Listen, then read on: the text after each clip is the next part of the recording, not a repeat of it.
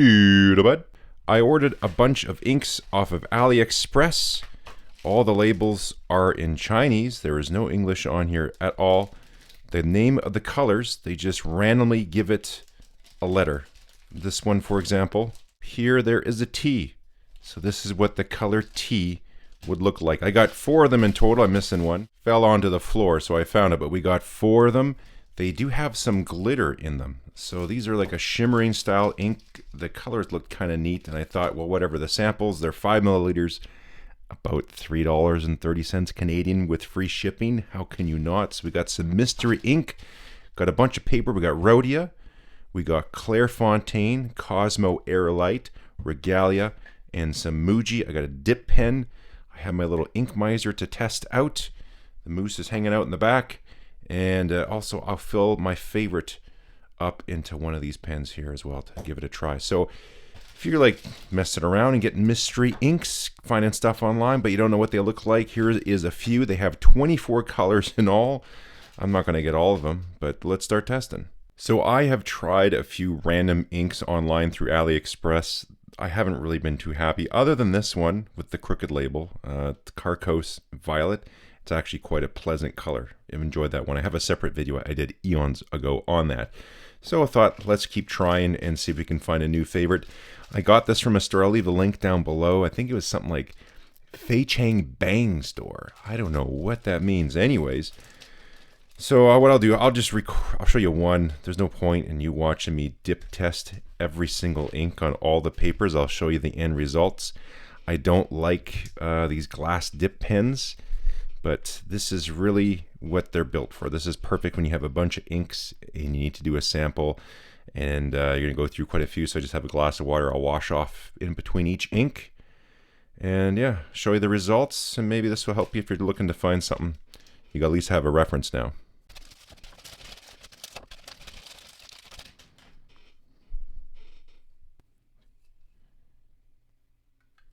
So this is a bit of a mistake. I wanted to tell you what color was which, but apparently the only way to distinguish it is what the color was on the bag. So one of these was Q, one was whatever we got, L. I'll leave links in the description, but I'm looking on the labels here. Again, it's all Chinese. Someone could translate that, but there is nothing on here. The same letter that tells you what the color is not even anywhere here present on the label. So yeah, I'll have to put 2 to 2 together afterward in the post edit, and I'll leave the information down in the description of which color is which. So I don't even know what to call them. Maybe I'll give them my own names. Let's pick one randomly to start off. This has a bit of a blue, maybe a touch of a green. You can see it's got the fleck in there as well. I don't know, reminds me of tropical waters. Let's call this one Atlantis. We'll go with that. We'll give it a good shake before we get things going. These lids, I never know if they're any good on these bottles. Sometimes there's a crazy seal underneath, which is a pain to remove. No, these don't. It's quite pleasant looking. Okay, let's give it a dip, and we'll give it a go. So making ink videos is not really my favorite thing to do. They're quite time consuming, quite messy. I never know what to do with them, but I do enjoy playing with random inks and how they look, and I appreciate that just as much as the next person, even though I'm quite technical. But this was stumping me. I'm putting bottles next to each other. I swear the labels are the same on all your bottles. Who does that? Why would you do that? Anyways, here's a sneak peek of the gray.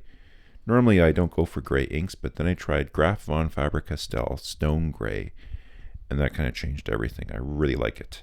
And so I'm calling this one Ash Gray. Reminds me of the ashes in a fire or something like that. This is quite a hot pink. I'm usually not into pink inks, but some people are, so let's call this one Pinktastic. At least that's my guess. I don't know. Maybe it's the letter Q. And the last one here is this purple. Same thing. Got a nice shimmer to it. Looks like a nice color.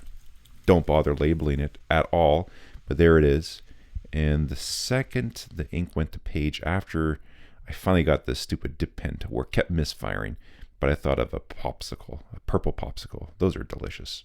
The samples are all done. My hands are covered in ink, and I really do hate glass dip pens. They are good for doing this, but as you saw in the footage, getting these things to write is just such a pain. There's so much ink on here, and it just doesn't come through to the other side. Again, this one, oh, I don't know, $4 or $5, so you can't really expect much, but I might have had better luck just inking and uninking and cleaning pens. So let's just roll through all these colors. We'll start off on the Rhodia. We're going with Atlantis, I'm calling it. What I will do is in the description down there, I will go by each name I give the inks, and then I will look up through my orders and reference it, what letter they're calling it, whether it's J or G or whatever. It's just totally random on their site. But anyways, let's go through. So this is like a really nice Caribbean ocean style blue. That's why I went with Atlantis, nice and light like a turquoise. Usually not my favorite type of color. The shimmer isn't showing up too much here. Oh, a little bit on the A. You can just see it there as well. Then we got this here. This is my favorite of all of them. It's a nice gray just on its own. When you look at that, it sort of reminds me of Graf von Faber-Castell stone gray, something close to that at least. Anyways, it's a lovely gray. Got a little bit of that shimmer in there as well, not kind of overpowering, quite nice. I do find the particles settle very fast in these inks. Like you do a few dips and all of a sudden it's all back at the bottom again within a few seconds. Then we got this one. I called it Pinktastic because it is very pink and just explodes. So it's very bright, lots of shimmer to it as well. Quite fun. I'm not huge into pink inks, but those who are, this looks like quite a fun one. And then as soon as this hit the page, it just reminded me of a purple popsicle. So we're calling it Popsicle Purple or Purple Popsicle. It don't matter, whichever one you want. Nice color. Actually, I don't mind this one too much. A little bit of that shimmer to it as well. Let's check out the other papers. Here we are on the Muji. You can see a little bit more shimmer, although this was the first writing sample I did with it, so you're getting more shimmer. The white balance just has a real challenge doing its proper job on here as well. But you can just see as a comparison, just the difference in color on the page depending on the paper that you're using. But here again, we got the gray, we got the Pinktastic, and we got the purple. A quick look at this Clairefontaine paper. This is a little bit more of a creamier style paper. I really like this stuff. It's nice and smooth, behaves quite well. Again, doing it as a dip test, it's going on quite wet, but no issues with any bleed through or show through whatsoever. So if you like Clairefontaine, again, I'm doing this through my camera. I did a video all about how showing the true color of an ink through a camera and you viewing it is essentially impossible, but we will soldier on. And now we got the Cosmo Air Light. This is the 75 GSM, and this paper is quite lovely as well. Oh, now we're getting more of the sheen there on the Atlantis, and even on the all of them, it's showing up quite a bit more. The gray here is looking quite nice. I like it, and that gold fleck to go with it, I think it looks kind of neat. I've never seen a gray ink like that before. And there's the purple's looking quite lovely on here, some nice shading as well. And finally, we have the Rhodia over here, which does a great job of showing colors off, the sheen and shading and everything as well. But this can't handle super wet writing. And so doing it, you can see what's happening here. So doing it with the dip test, this is just not a good paper for that. But you can see another comparison of the colors as well. What I'm going to do is load up this pen. This is my Marta Modena Dolce Vita, and this is a cheap version of a Delta Dolce Vita. But I picked this one up a number of years ago. The reason I like to play around with this one and try different inks, this has an Architect nib that I bought aftermarket on this one as well. And the pen is it's just easy to come apart, like just so simple. So if I ever have to do a shimmer ink and I'm going to put it into a pen, I actually do it on this pen. It's a very comfortable pen. I like to use it. But as you saw, you can just take it apart super easy to clean, and flush things out. Again, it would be nice if they had something somewhere on the ink bottle to tell you what this is. I know it's all in Chinese characters, so that will tell you what's up. I think I should almost look to see if it's just the exact same. This might even be the same label, just printed in a different color. I'm trying to look for differences in characters, and honestly, it's like everything looks identical on here. So that's just, what are you doing? Like, why you're not telling people what color the ink is? Maybe there's something on here somewhere. Anyways, so you got to go through, find out which one is which. I think, yeah, here it is here. So this is the gray. I'm going to load this up. And the challenge with loading from such small ink bottles is, well, you can't fit the pen in. You can get a syringe. You can do different things as well. I printed this, just a little ink miser for something to do. Oh, there's some parts in there. Let me get those out of there. I must have been doing something. There's some O-rings or whatever. Anyways, I'll come back to that. But essentially just pour in your ink, and now you can put your pen in the little deal here and draw up your ink. I'm thinking afterwards what I should have done is put like a little spout here, a little beak, so when I pour it back into the bottle, it will make life easier. Only realizing that now, but here we go.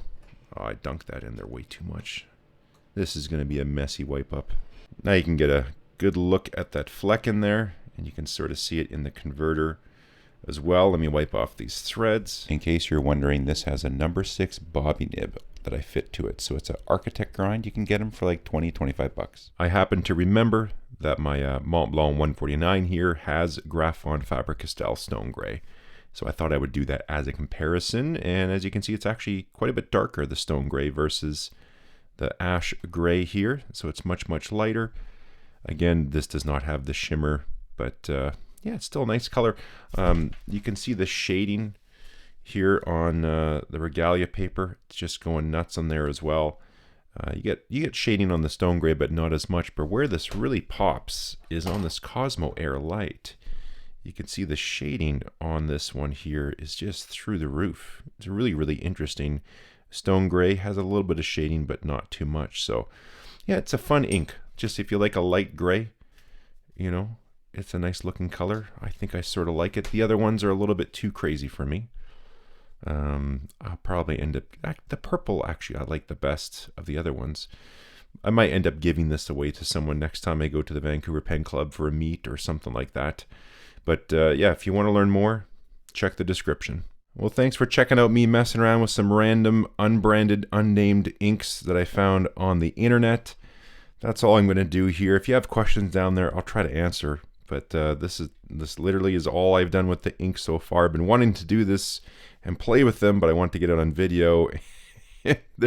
These are a pain to record and do all this stuff, but yeah, they can't all be winners, but for $3, it's not too bad. I check water resistance really quick. None of them are water resistant, so standard type of thing with fountain pen inks. Fun to play with, cheap, and you know, something to do so you don't have to go buy a new pen or something like that. If you're looking for something to try out, there you go. Anyways, as always, the thumbs ups are appreciated. I like chatting down there. I like it if you click subscribe. Until then, we will catch you next time.